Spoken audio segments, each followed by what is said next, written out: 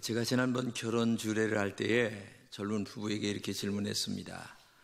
앞으로 50년 동안 변함없이 사랑할 수 있습니까? 이렇게 얘기하니까 네, 변함없이 사랑하겠습니다. 제가 정말 기뻤어요. 왜냐하면 그 긴 세월을 변함없이 사랑하며 지금처럼 산다니까 너무너무 행복했죠. 근데 한편으로는 또 이런 생각이 들었어요. 이 사람들이 인생을 좀 뭘 알고 대답하는가?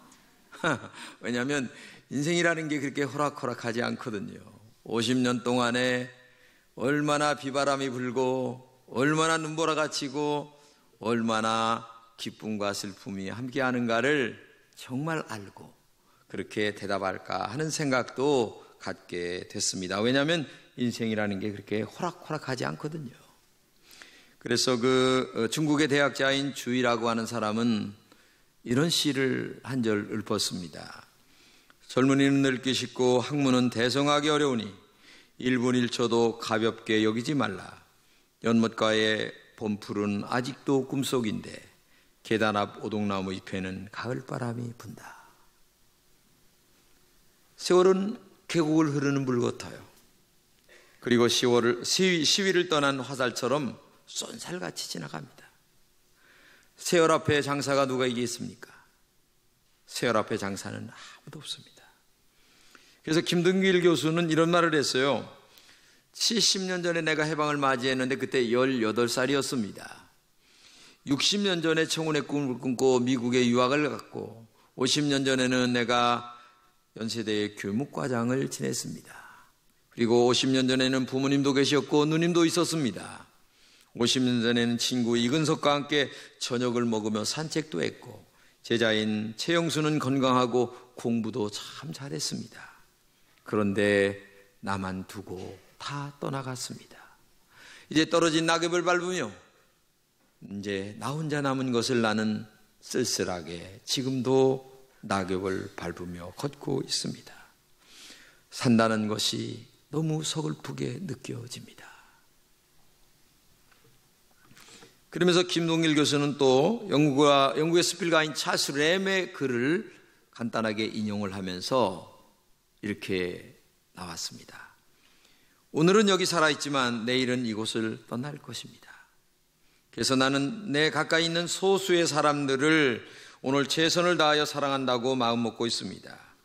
세월이 이렇게 빠르다는 것을 예전엔 미처 몰랐습니다. 정말 무서운 것이 세월입니다. 그렇죠. 세월처럼 무서운 게 어디 있겠습니까? 세월을 저는 연자맷돌에 비유해 보았습니다. 연자맷돌은 천천히 돌아갑니다. 근데 연자맷돌처럼 천천히 돌아가는 이 세월이라고 하는 연자맷돌에 안 빨려 들어갈 것이 뭐가 있겠어요? 특별히 인간이라고 하는 존재는 불과 100년 안에 누구나 다 빨려 들어가 그 천천히 도는 세월 속에, 아니 세월의 연자맷돌 속에 갈려버리고 마는 거죠. 이게 인간입니다. 인간이라고 하는 것이 뭐 대단한 것처럼 보여도 세월 앞에는 당할 장사가 없어요. 제가 젊은 청춘에 교회 개척을 시작했는데 지금 이렇게 나이가 들은 걸 보면 역시 세월은 우리를 무색하게 만들고 세월은 많은 것을 생각하게 만들고 세월 속에 우리는 빨려 들어가 목숨을 부지할 수 없는 것이 인생이구나 하는 것을 느끼게 됩니다.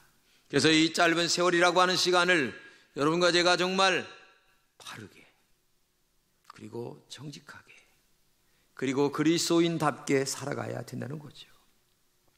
이 본문은 가장 무서운 세월을 다음과 같이 살라 이렇게 말씀하고 있어요. 첫째는 지혜 있는 사람이 되어 세월을 아끼라 말하고 있는데 본문을 함께 읽겠습니다. 시작. 그러므로 여러분은 어떻게 살아야 할지를 조심하여 지혜롭지 못한 사람처럼 하지 말고 지혜로운 사람처럼 하십시오. 세월을 아끼십시오. 때가 갑니다. 이렇게 얘기합니다. 본문은 세월이 굉장히 악하다 얘기합니다. 그렇죠. 들리는 소문마다 악한 일들이 너무나 많이 들립니다. 좋은 일보다. 일전에 제주도에서 기도하는 성도의 생명을 앗아간 악한 일들이 있었어요. 물론 그것이 좋은 일보다 적으니까 다행이지 정말 이 세상은 악해져 가고 있습니다. 생명의 소중함을 많은 사람들이 파리 목숨처럼 생각하고 있어요. 전 세계에서 일어난 현상입니다. 그래서 사람들은 말세다까지 얘기합니다. 북한의 김정은이 보세요. 세상에 어떻게 그런 정치를 하는지, 또 거기에 동조하는 사람들은 뭔지 이해를 할 수가 없어요. 북한에서 돈 벌러 밖으로 나간 사람들이 100만 명 정도가 되는데 약 50만 원을, 500달러를 번다고 그래요. 근데 그 500달러 중에 400달러를 당에 바치고 100달러를 가지고 산다는 거예요. 탈북도 못 한다는 거예요. 왜냐하면 가족들을 인질로 잡고 있기 때문에. 이러지도 못하고 저러지도 못하는 거예요. 넘어오면 나는 살지만 가족은 다 죽는 거예요.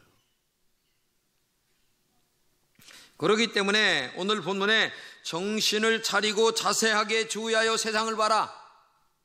정신 차리고 자세하게 주의하여 이 세상을 보라는 얘기예요. 왜?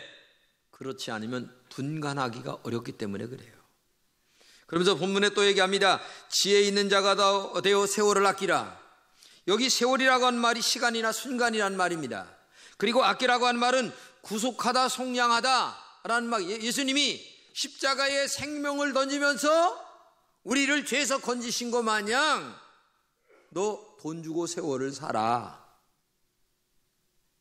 한마디로 얘기하면 돈보다 세월을 더 소중하게 여기란 얘기예요. 근데 우리는 돈보다 세월을 소중하게 여기질 않아요. 그러니까 시간만 가는 거지 뭔가 없어요. 때가 가다가 하는 말은 또 다른 말로 하나님과 인간이 분리되어 있다. 다른 말로는 악한 영들과 함께하고 있다. 그런 말이에요. 하나님의 뜻대로 살지 않고 자신의 뜻대로 세월을 낭비한다는 얘기입니다. 현대인의 살아가는 모습은 노아의 때와 별바 다른 바 없어요. 먹고 마시고 시가고 장가가고 육적 쾌락, 세상의 쾌락을 쫓아 살아가는 것이 오늘 현대인의 모습이에요. 하나님의 뜻이 아니라 인간 자기의 육적인 욕망을 위해서만 산다는 얘기입니다. 그래서 이 세월은 너무 악합니다. 어떤 분이 전화를 받았어요. 전화 내용이 갑작스레 선생님 죄송하지만 제가 앞으로 열흘 동안 당신에게 공짜로 하루에 1,440달러를 보냅니다. 그런데 조건이 있는데 잘 써야 됩니다. 좋은 곳에. 이게 무슨 뚱따니 같은 전화인가? 신경도 안 썼어요. 그 이튿날 또 전화가 또 와. 저 별 희한한 놈이 다 있네. 3일째 또 오는 거예요. 나 이상하네. 하고 이제 생각도 안 하고 있다가 5일째 또 오는 거예요. 똑같은 얘기로. 하루에 오늘도 1,440달러를 넣습니다.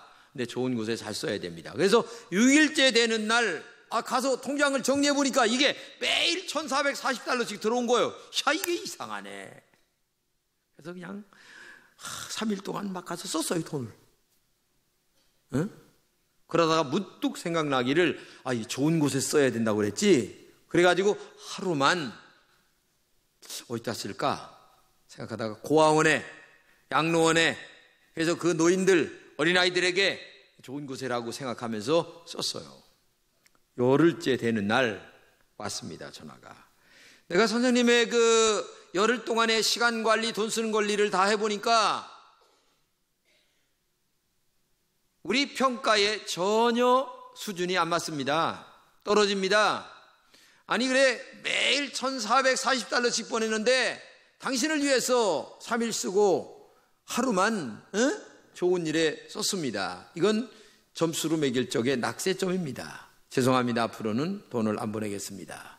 하면서 딱 끊었어요. 여러분, 이게 누구의 이야기냐? 바로 우리의 이야기입니다. 나의 이야기예요. 우리는 하루에 매일같이 24시간 1,440분을 하나님으로부터 공급받고 살고 있습니다.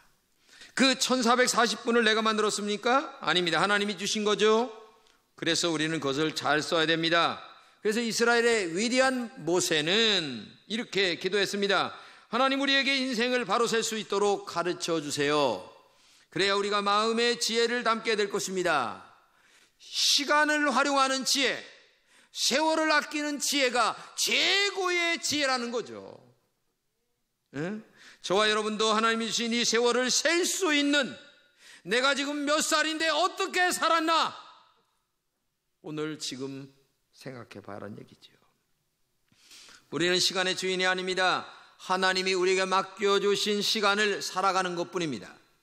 세월이 아무리 유능하고 똑똑한, 세상에 아무리 유능하고 똑똑한 사람이라 할지라도 언젠가는 끝날 시간 속에 존재하는 것입니다. 제한된 세월을 아끼며 하나님이 기뻐하도록 우리의 삶을 정말 잘 살아야 돼요. 잘 살아야 됩니다. 그런 여러분 되시기를 주님의 이름으로 축복합니다. 두 번째는 주의 뜻을 찾아서 성령으로 충만해야 합니다. 이렇게 무서운 세월을 현명하게, 똑똑하게, 바르게 살아가는 지혜가 뭐냐? 본문은 이렇게 말합니다. 시작. 그러므로 어리석은 자가 되지 말고 주의 뜻이 무엇인지 깨달으십시오. 술 취하지 마십시오. 거기에는 방탕이 있습니다. 성령의 충만함을 받으십시오. 그러면 여기 무서운 세월을 지혜롭게 사는 것이 뭐냐? 첫째는 어리석은 자가 되지 말고 주의 뜻이 무엇인가를 깨달아야 된다라고 말하고 있어요. 여기서 어리석다라고 하는 말은 마음이나 생각을 깊이 생각하지 않고 무분별하게 즉흥적으로 시간을 활용하는 것을 얘기하는 거예요. 그러면 결국 뭐가 됩니까? 후회가 됩니다. 내가 왜 이렇게 살았지? 이렇게 실수하지 않기 위해서는 나를 향하신 주님의 뜻이 무엇인가를 날마다 물어야 되는 거예요. 내가 이렇게 살면 안 되잖아. 하나님의 뜻이 뭐지? 나에게 왜 건강 주셨지? 나에게 왜 지혜를 주셨을까? 그래, 하나님의 뜻에 맞게끔 살도록 나에게 건강도 주시고 물질도 주시고 그 다음에 다른 사람들보다 더 지혜도 주신 거야? 이렇게 물으면서 주님의 뜻을 찾아 살아가는 지혜가 있어야 된다는 거죠. 그런데 안타까운 것은 대부분의 많은 사람들이 세월에 떠밀려 살아가요. 세월을 나에게 알맞게 사용하는 것이 아니라 아무 의미 없이 시냇물을 떠내려가듯 세월이라는 시간을 마구 낭비하는 거예요. 마구 낭비하는 거예요. 다른 말로 얘기하면 세월을 지혜롭게 활용을 못한다는 얘기입니다. 좋은 일에 시간을 쓰고 물질을 쓰고 건강을 사용해야 되는데 겨우겨우 나 하나를 위해서만 쓰고 산다는 거예요. 시간, 물질, 지혜, 지식, 모든 재능들을. 여러분, 공부하는 학생은 공부 열심히 해야 됩니다. 시간 있을 때 좀 책이라도 읽으면서 마음의 양식을 좀 넓혀야 돼요. 그리고 시간 있을 때 기도하면서 주님, 나를 향하신 뜻이 무엇인가를 깊게 물으면서 영적으로 깊어지는 이 내면의 세계를 만들어 가야 되는데 육적 쾌락에 끌려서 죄 짓는데 그냥 시간 쓰고 돈 쓰고 그런데 쓰고 살아가는 거예요. 얼마나 안타까운 일인지 몰라요. 얼마나 안타까운 일인지. 3주 전에 22살인 전인지가 이 에비앙 마스터스라고 하는 골프 대회에서 우승을 했어요. 근데 이 에비앙이 굉장히 큰 대회거든요. 근데 이 인터뷰를 하는 내용을 제가 들었는데 이렇게 얘기를 하는 거예요. 자기가 18살 때인데 무주에 있는 반딧불이 축제를 갔었대요. 그런데 수만 개의 반딧불이가 불을 비추는데 그래도 이 어두운 밤이 약간 밝아지더라는 거예요. 근데 그때 자기 마음속에 그래, 나도 이 어두운 세상을 조금이나마 밝게 비출 수 있는 사람이 됐으면 좋겠다 하는 마음을 갖고 열심히 골프를 쳤는데 한국 메이저 대회에 우승하고 일본 메이저 대회에 우승하고 그 다음에 미국 메이저 대회에 우승하고 그리고 요번에 에비앙 마스터즈에 또 우승하고 그러면서 첫 번에 그 벌었던 돈을 그 반딧불이 축제에 모두 다 갖다 줬다고 하면서 참 우리 사회가 이렇게 좋은 일에 많은 신경을 쓰며 살면 좋겠다고. 이게 22살짜리가 하는 얘기예요. 18살에 그런 생각을 했고. 정신 차려야 돼요. 밥 먹는다고 다 사는 게 아닙니다. 옷 입는다고 다 인간이 아닙니다. 그 속에 어떤 사상과 어떤 인생에 대한 철학과 신앙의 동기가 무엇인가를 가지고 살아가는 사람, 이 사람이 진정한 신앙인의 모습으로 살아가는 거예요. 하나님은 우리에게 빛과 등불이 되라고 말씀하셨습니다. 세월을 아껴야 됩니다. 지금 이 순간도 세월은 흐르는 물처럼 계속 흘러가고 있습니다. 그 때문에 우리는 세월을 낭비할 수가 없어요. 여러분, 이 금 같은 세월을 낭비할 수가 있겠어요? 정신 차려야 됩니다. 두 번째는 술 취하지 말고 성령으로 충만하라고 말씀하십니다. 여기서 말하는 술은 말 그대로 와인이에요. 어떤 사람은 술 취하지 말라 그러니까 해롱해롱할 때까지 안 먹고 그 직전에까지만 먹으면 된다, 이렇게 얘기하는데 영어 성경에는 먹지 말아라, 그 말을 얘기하는 거예요. 자기 멋대로 이것을 해석하는 거예요. 적당하게 먹으면 괜찮고, 그러나 잠언서 읽어보세요. 술 먹은 자는 도 뒤에 있는 것 마냥 정신이 오락가락해서 안 된다는 거예요. 예? 그리고 이 술 취하지 말라고 하는 말은 다른 뜻은 세상에 취하지 말라, 그런 뜻이에요. 육신적 욕망에 너의 인생을 맡기지 말아라. 이것은 세상 사람들이 살아가는 짓이 아니냐. 하나님의 사람답게 방탕하지 말아라. 무질서한 생활을 하지 말라, 그런 말이에요. 응? 너의 내면의 마음의 관리를 잘하라. 너의 육적인 생활을 잘 관리하라. 그렇게 살아도 인생이라고 하는 것이 제대로 될까 말까 한데, 하물며 방탕에 너의 육체와 정신과 물질과 모든 것들을 내놓으며 살아간다면 너는 어떻게 되겠느냐? 지금 그 질문을 하고 있는 거예요. 성경이 이렇게 말씀하십니다. 다 같이 읽겠어요. 여러분은 지금이 어느 때인지 압니다. 잠에서 깨어날 때가 벌써 되었습니다. 지금은 우리가 처음 믿을 때보다 우리의 구원이 더 가까워졌습니다. 밤이 깊고 낮이 가까웠습니다. 그러므로 우리는 어둠 행실을 벗어버리고 빛의 갑옷을 입읍시다. 낮에 행동하듯이 단정하게 행합시다. 호사한 연애와 술취함, 음행과 방탕, 싸움과 시기에 빠지지 맙시다. 주 예수 그리스도로 옷을 입으십시오. 정욕을 채우려고 육신의 일을 꾀하지 마십시오. 이렇게 얘기해요. 지금은 자다가 깰 때라는 거예요. 너무 잠에, 세상의 잠에, 육신의 정욕의 잠에 너무 빠져서 죄짓고 타락하고 범죄하는 곳에 가면 안 된다는 거죠. 이러한 세상 술에 빠지지 말고 성령의 술에 취해라. 성령 충만은 하나님의 영으로 너의 가슴 속에 가득하게 만들어라. 성령의 인도를 따라 살아가라. 너의 진정한 내면에 얘기하는 진정한 양심의 소리를 들으며 살아가라. 내 양심의 소리는 이렇게 얘기하는데 주변의 사람들은 저렇게 살라고 얘기하니까 할 수 없이 그쪽에 끌려 살아가는 경우가 많이 있다는 얘기죠. 그러면 안 된다는 얘기예요. 자다가 깨야지. 이제 옷을 입어야지.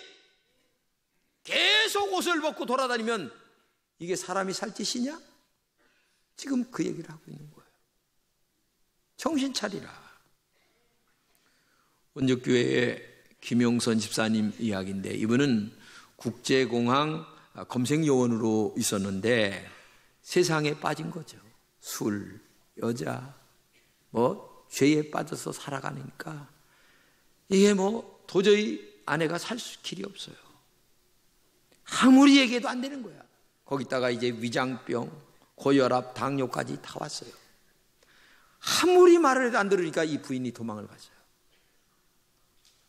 진짜 이제 마누라가 없다 보니까 진짜 이게 죽을 것 같아요. 근데 마침 그때 원주에 있는 여동생이 집에까지 찾아와서 하는 말이, 오빠 이렇게 살면 진짜 죽어. 정신 차려야 돼. 그러면서 목사님의 설교집과 성경책을 주면서 꼭 읽어봐. 오빠 살아야 돼. 근데 그 설교집을 읽고 성경책을 읽는데 뭔가 깨달음이 왔어요. 그래가지고 동생이 있는 원주로 이사를 갔습니다. 원주 가서 교회에 등록을 하면서 그때부터 40일 동안 새벽 기도를 하는 거예요. 근데 이 40일 새벽 기도를 나가는 동안에 이 친구가 성령 충만을 받습니다. 그래서 모든 죄를 회개합니다. 근데 놀랍게도 건강이 회복이 되고, 그리고 정말 마음의 행복과 기쁨을 넘치면서 신앙생활 하는데 아내도 돌아오지, 건강도 회복되지, 가정이 행복하지. 근데 지금은 그 검색 요원 하던 거 다 때려치고 헬스장을 운영하는데, 왜? 건강해야 되니까. 다른 사람도 건강해야 되는 거니까. 이 헬스장이 너무 잘 되는데 하나님 앞에 믿음으로 살아가는 그 기쁨과 행복이 얼마나 큰가를 얘기하는데 정말 눈물 날 정도예요. 사람이 이렇게 변화가 돼야 됩니다. 변화 안 되고 인생을 그럭저럭 시간이라고 하는 세월을 살아가면 이게 문제가 심각해지는 거죠. 여러분 자신이 생각해 보세요.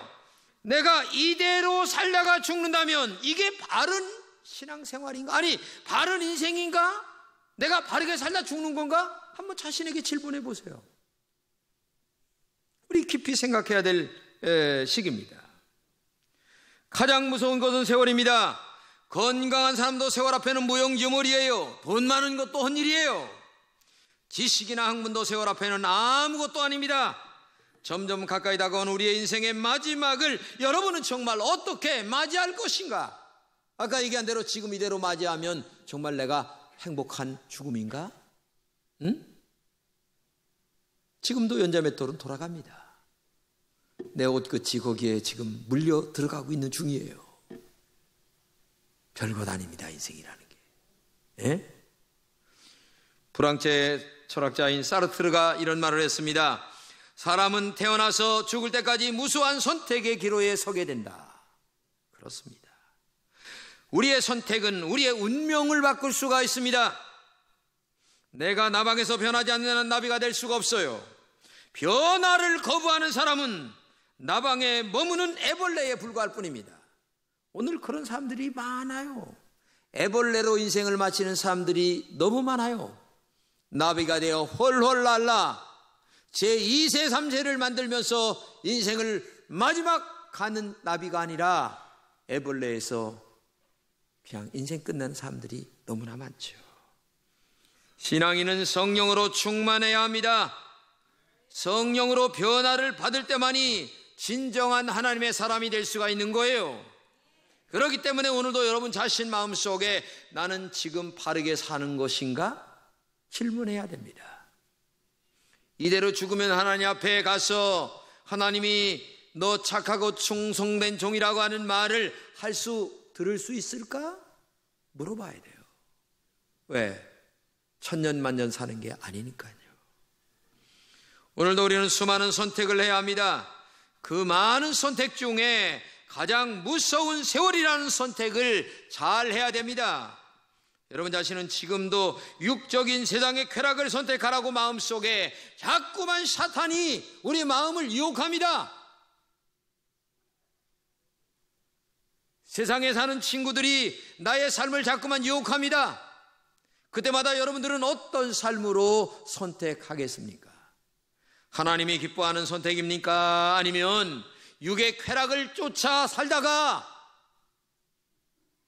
나비가 되지 못하고 그저 애벌레에 머무는 그러한 인생으로 끝날 것인가?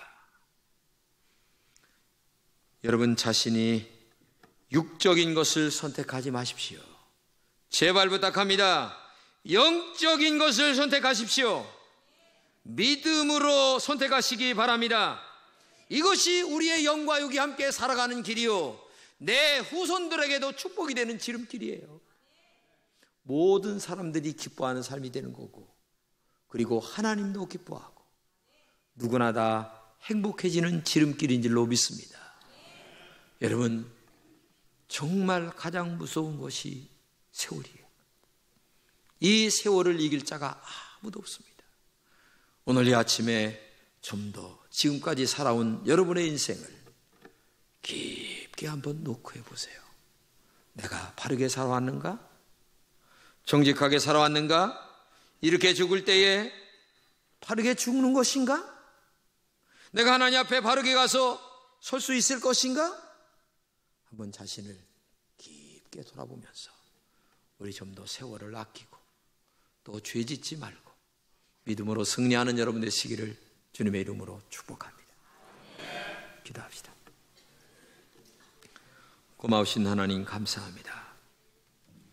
우리에게 하루에 1440분이라고 하는 시간을 우리에게 주셨지만 우리는 가만히 보면 쓸데없는 일, 생산적이도 아니고 믿음도 아닌 육적으로 죄 짓는 일에 얼마나 많은 시간을 낭비하는지 모릅니다. 우리 금천의 모든 성도들에게 많은 시간을 낭비하지 않는 지혜를 주시옵소서. 돈을 주고 살 수 있을 수밖에 없는 시간의 소중함을 알고 우리가 순간순간마다 생산적이고 아름다운 일에 우리의 시간을 활용할 수 있도록 하나님이 저들에게 은혜를 더하여 주옵소서. 그래서 믿음으로 말씀대로 성령의 인도를 따라 그리고 내면에서 들려주는 양심의 소리를 듣는 하나님의 종들이 되게 하여 주옵소서. 좋은 일에 물질도 쓰게 하시고 좋은 일에 육체적 봉사도 하게 도와주시고 좋은 일에 하나님이 주신 지혜도 쓰게 하여 주옵소서. 감사하고 예수님의 이름으로 기도합니다. 아멘.